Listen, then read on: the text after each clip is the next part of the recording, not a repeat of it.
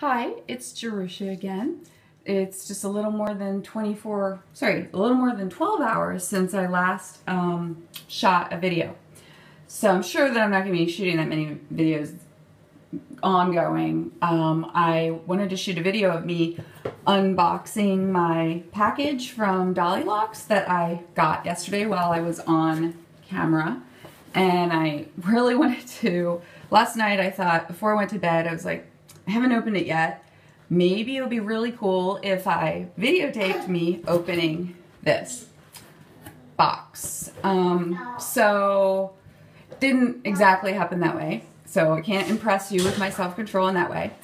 But I tried to, well, I thought about not opening my package from Dollylocks that I got while I was on video yesterday. But I didn't do quite so well. I did cut the box open. I did not go through it. This morning I started to. I noticed with everything I get from Dollylocks, comes with a little bit of candy, and this came with a little package of this kind of candy. It's of course, you know, organic and all that kind of thing, but it's candy. She knows that even if you want to be organic or vegan or whatever, you can still enjoy candy. That's good to be realistic, I think. I think that's a good sign in a person. This little bubble plastic, you know, it was filled with air. I like to pop it, so I popped it already. That was on top. Very minimal packaging, I would say, maybe. Then this comb that I got, I didn't really know if I was going to need it, but it came with the crochet needle, crochet hook for a little bit of extra money, but I just thought, well, what the heck. It's supposed to be like an antibacterial plastic, antibacterial plastic. Interesting, huh? I don't know why I would need that part of it. So then the crochet hook that I got, I saw it. She was using it in one of the videos, and I thought maybe, I thought it was going to be bigger, but it's okay. I mean, it's good to have a small crochet hook.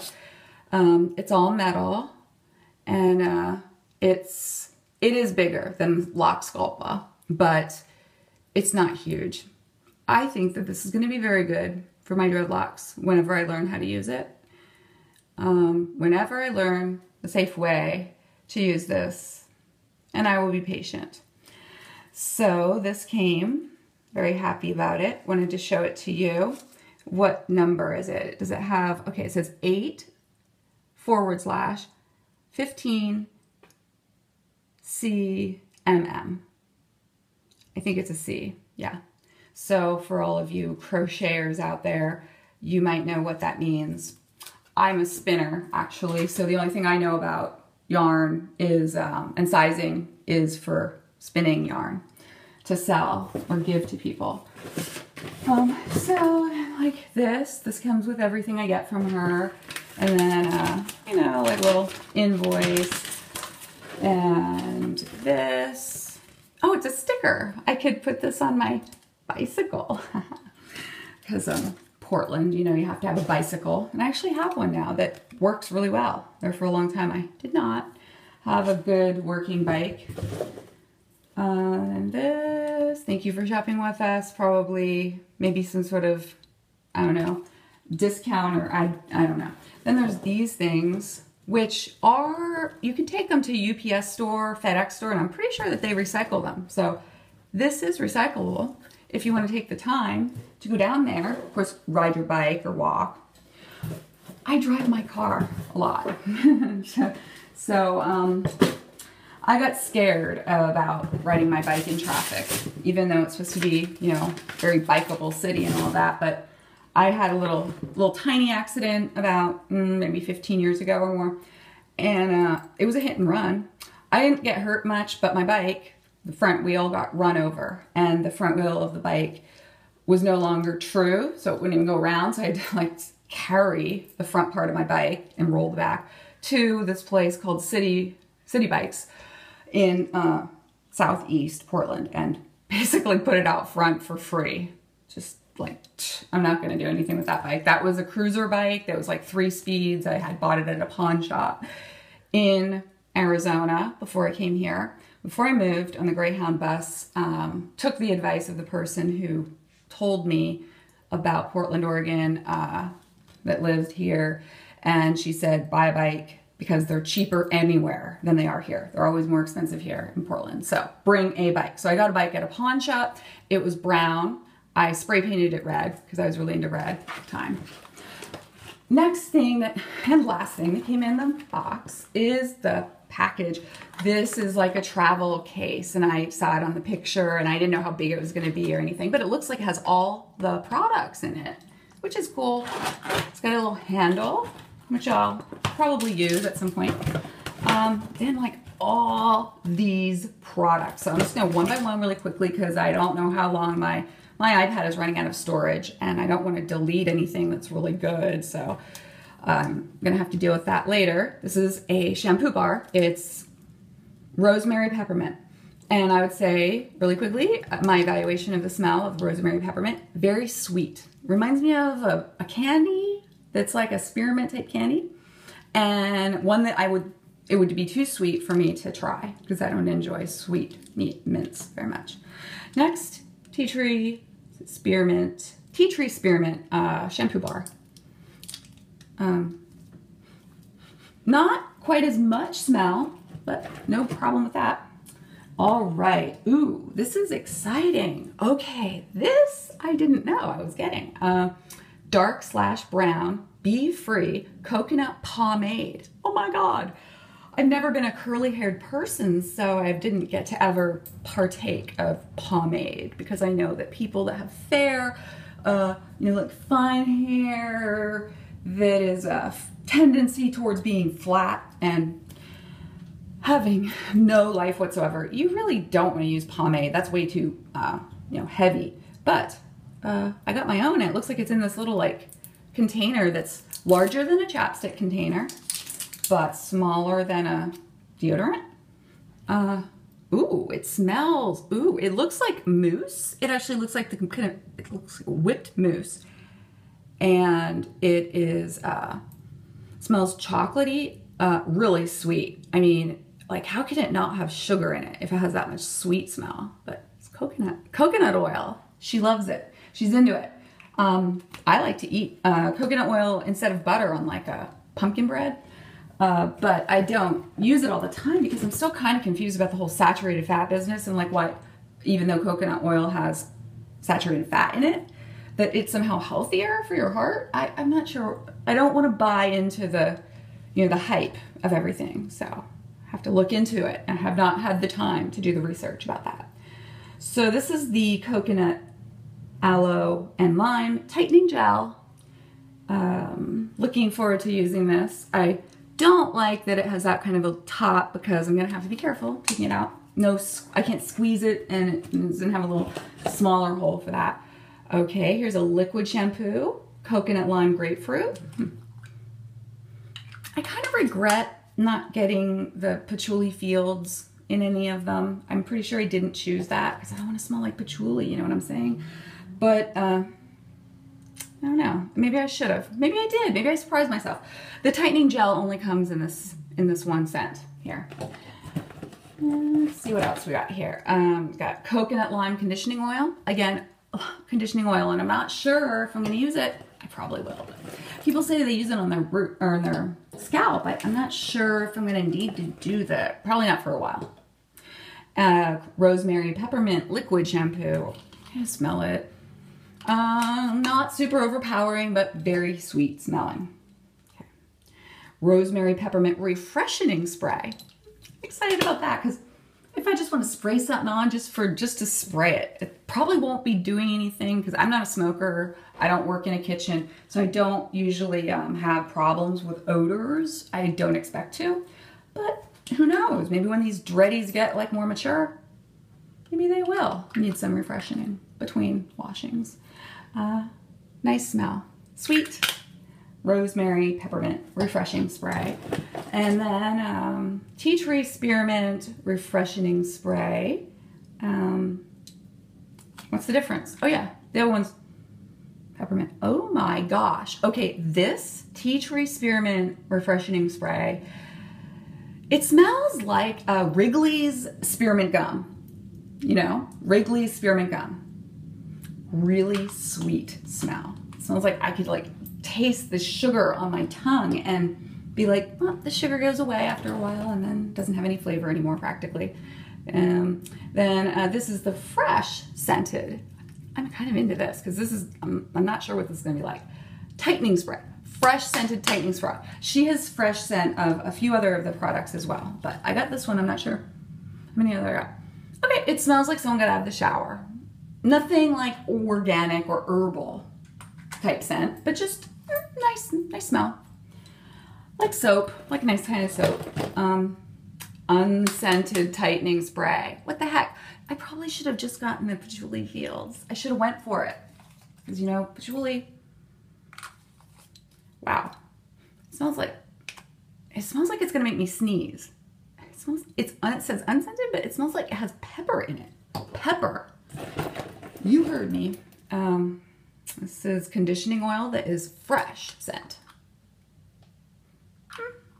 It doesn't smell like soap. It smells a little bit minty. Not very much scent though. Tightening spray, coconut lime. Okay, I'm gonna smell it. If you guys aren't bored by now. Okay, now I have to say, okay, I do smell the coconut.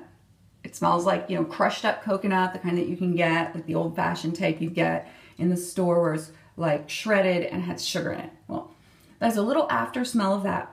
Not heavy, but coconut lime.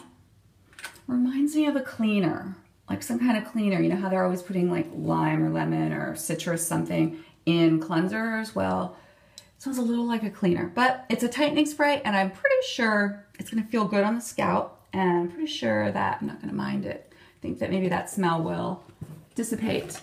And then a small travel size container of the locking powder.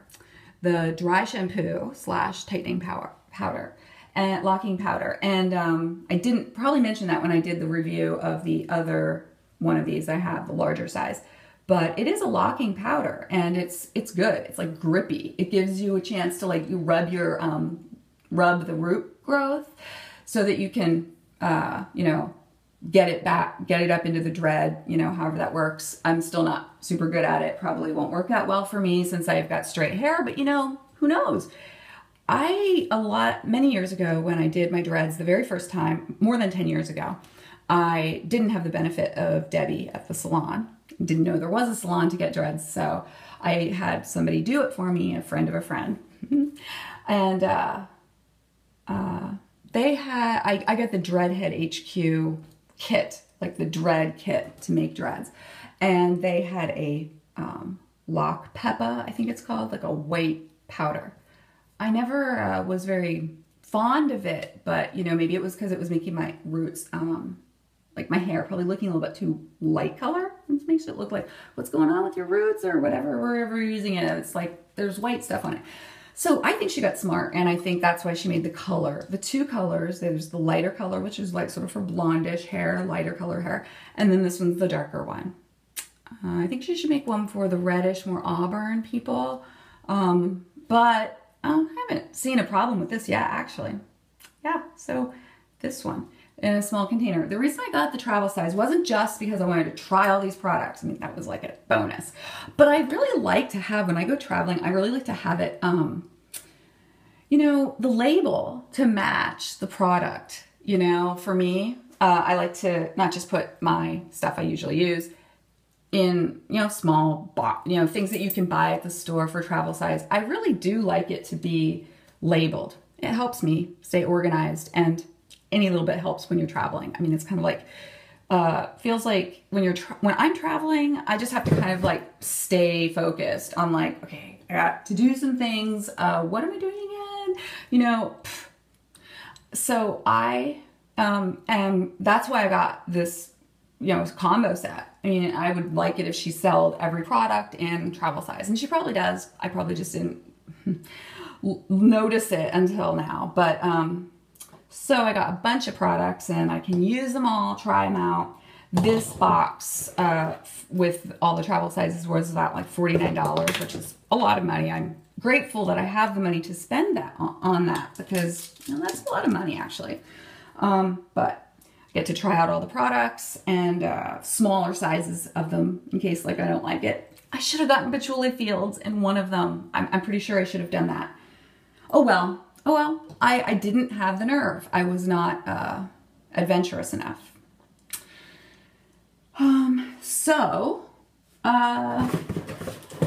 want you to know I really like Dollylocks products. I'm not sure if I like them as much as Naughty Boy, but I haven't really gone all into all of the Naughty Boy stuff because I don't think Naughty Boy is quite as into like, well, you know, the girly stuff that we like all the flavors and scents and like different options, you know, because Naughty Boy, I don't know who owns it or who's the founder or whatever, but it's kind of a boyish type of thing, I think. And I like basic, so I got their shampoo. And it's a basic shampoo, no choices. It's very refreshing. But I'm going to be interested in trying her shampoo because maybe her shampoo might be better at shampooing out the residue that her products has been putting into my hair, I think. I mean, I don't want to make any accusations without, you know, doing the proper scientific research, of course, but it's very possible, I believe. Okay, but yeah, I won't say, you know, I don't know. This pomade though, I'm gonna have to figure out how to use this because I will be using this. I'm making this video for you first thing in the morning, kind of. I am drinking my decaf coffee. Oh my goodness, decaf, what's the point, you know, but I need it, need the decaf aspect of it. And I'm wearing my glasses instead of my contacts, and I did put some makeup on, but it's still like, I'm really kind of sweating a little bit. But I did want to put on some foundation, to make me seem less vain. I will tell you that, I use a foundation that is high SPF and matte finish, because that's kind of like an encouragement for me to put sunblock on every single day on my face. It's important. Even though I live in Portland, Oregon, even though it's overcast a lot of the time. We have really sunny summers though, but it still has the overcast days. And I still really, I need to keep doing the sunblock, okay? I've got some age spots. Like here's one, and I've covered it up and you can still see it a little bit. So, and then this is my hair. And I slept like this last night. I slept in the hair with the ponytail up. I think I pulled out some of the lower ones in the back because I didn't want to put too much tension on them because they are shorter. They're slightly on the short side and I can kind of get them up in the ponytail, but the tips of them, I don't want to break those off, especially overnight. And I also think that sleeping on the dreads might sort of help them mature, possibly faster. I have the silk pillowcase, but I do not sleep with the head cover on that people recommend because it doesn't stay on. I wake up anytime during the night, and it's off. So I just stopped. Plus I look kind of weird going to bed. Like with this thing on my head, I don't look good with a scarf on my head, you know? So I only sleep with the satin pillowcase. And the hair back here is shorter, you know, on the back of my neck. And I'm trying to grow that out so that it's long enough to go into the dreads. And I'm going to ask Debbie what she can do for me regarding that at my appointment that is coming up for maintenance. See if she can get the dreads, these ones back here, if she can crochet some of this neck hair into them, see if it'll stay. If anybody can do it, she could do it. I tried doing it twice now and it went in, but then it's coming out. So I trust her to be realistic with what I should expect regarding that. So this video has been almost 18 minutes long. I mean, that's long. I can't believe I've been talking this long. I'm sorry. I'm sorry. I think I should have probably cut it shorter, but you know, I think I was going really fast. Like, you probably didn't need to hear about every single product. I don't know. But I do not get paid by Dollylocks, okay? Maybe someday. Ooh, yeah, maybe. But no, I'm just doing this my own free will. Like, I might let her know. I might like tag Dollylocks on this so she knows. Coconut oil. And she says that it's water soluble. That's what she kind of says about the coconut in her products. She puts coconut in a lot of them. And so I'm impressed by that. I think that's a good idea. I can't say anything negative about coconut as far as very nice smell and nice feel, texture. So I'll be trying these out later. But I don't know. I really don't know why I made this video. It's like, well, you don't need to put so many videos up there, Jerusha. I'm a very private person, and I have tried very hard to maintain not a online presence. And so for me to be doing these videos and talking to you, putting myself up on YouTube is a change for me, pretty different. So we'll see. I think that's everything. So I still don't have a lot of followers, but I'm going to give it some time, you know. And I've also heard that dreadlocks are becoming more popular, you know, amongst like everyone, you know, like popular culture, regular everybody people kind of. And I didn't know that, but someday I'll tell you the story of my dreadlock, you know, what inspired me to get it this time after all these years of taking them out myself, you know, more than 10 years ago when I got them. And, well, not quite maybe 10 years. It was like probably 2007, I think, maybe. And I had them put in by somebody that was not a professional, but she did a pretty good job. And then I took them out 5 months later by myself. Like over a period of a month, I just finger combed them out from the bottom up. And so I went back to my hairstylist, and she like had no idea. I told her I had dreadlocks. That's why I didn't come see you for 5 months, because I had dreadlocks. And I'm kind of embarrassed to tell you that right now, but could you tell me, give me your honest opinion on my hair condition? What about the ends? Did I really damage them? You know, I put them up in dreadlocks, and it was 5 months having them like that, and then taking them out like that.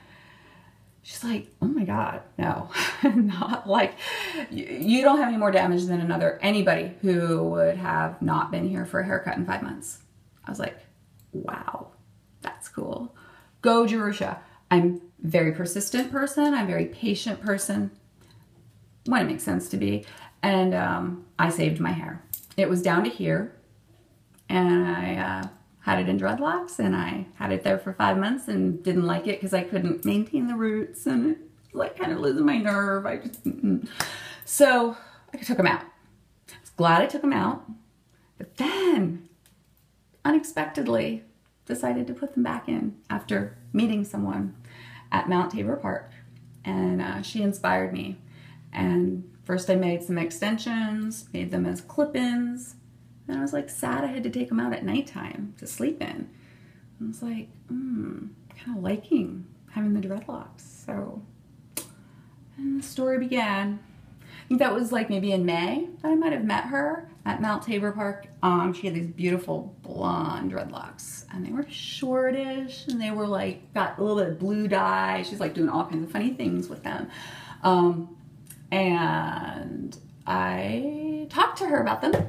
And I started getting interested, and I mean, it just went from there. And then I'm like, well, I gotta go Dreadlock Salon, because I saw it. I was driving by like 5 years ago. I saw it. I think she opened about 5 or 6 years ago.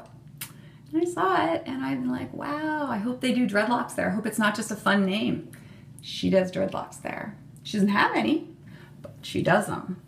And she told me that they're very popular right now. Of course, like she mentioned the Justin Bieber thing, I really didn't follow it. I probably should find out and look, see how long he had them, look how long he had them for. And she said that she wished that he had come to her to get his dreadlocks. And I'm like, wow, you wanted Justin Bieber here? I said, you need publicity. Like, it's not like you're not good enough to do his hair. I can definitely vouch for that. You are good enough to do Justin Bieber's hair, Britney Spears' hair, for sure. And I said, you just don't have like publicity because you're very much into doing hair. I mean, that's your thing. You don't like publicize yourself online too much. I mean, she has a Facebook page, but I said, if you did have the right publicity, I'm pretty sure that these people would be coming to you in Portland, Oregon. So maybe it'll happen. She said that she would want to do their hair. She's not intimidated. So I hope it happens for her, you know, because she's an artist. She is a creative person, an artist, a really sweet, wonderful woman, like very real. I like real people. I really do. And I'm an artist too. Yeah. It's not what I do for my money, for job or career, but I've always been creative, and I've always had art that I do, different kinds of art. And not for a while, I haven't, but I'm gonna bring out something. Maybe it's a little surprise for you guys. I am gonna look for a place online where you can get, like, you can put your music online for free, and it doesn't matter what it's like. I have a CD that I made, a self-produced, self-recorded CD. Came out in 2000, and it's experimental, ambient experimental music, and has my voice on it. So I'm gonna put that somewhere online, and probably might tell you how to find it.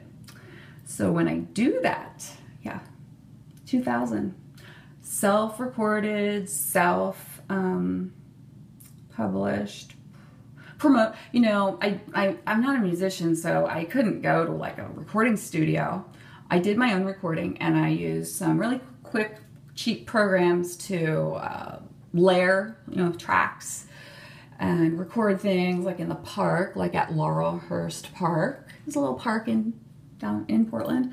And I recorded some stuff there, like some water sounds and things like that. And then I had a little really like old cheap keyboard, like a MIDI keyboard or something. I don't know. Anyway, but it was like a physical looking keyboard. I mean, like big, heavy and everything. I used that for the music parts, and I processed the heck out of these things. And then I, of course, can't carry a tune. So I did my best to make my voice sound good. I would love to be a, you know, musician. I'd love to be a vocalist, like a lead vocalist. I would love to do that, but unfortunately I can't. When I belt it out, it's not good. It's not good. Cringe. It's a cringe. But I will tell you, since it's going on 26.5 minutes, can't believe my iPad hasn't like stopped recording at this point. I'll tell you that my vocal hero, kind of, is, I was going to say Kate Bush. I like her a lot, but I could never do her. I could never do her sound. And so I admire her. I admire her as an artist. I admire her as what I know of her as a person, and also her music. But no, Liz Phair. Yeah, her voice is closest to mine of anyone who's out there who, you know, people pay money to listen to their CD. But, you know, I will not say I'm as talented as Liz Phair, especially regarding music. I mean, I don't dedicate the time to learning to play the instrument, and also the vocal. Maybe I'll take some vocal lessons, and maybe I'll have the nerve. Last time I did, I didn't really follow fully through on it. And so I think it's my dream to do so. And I don't know what will happen with it, but just wanted to share that with you and let you know. I will see you next time, I hope, if I have the nerve to publish this, and if I have the nerve to record others and publish them. All right, see you soon.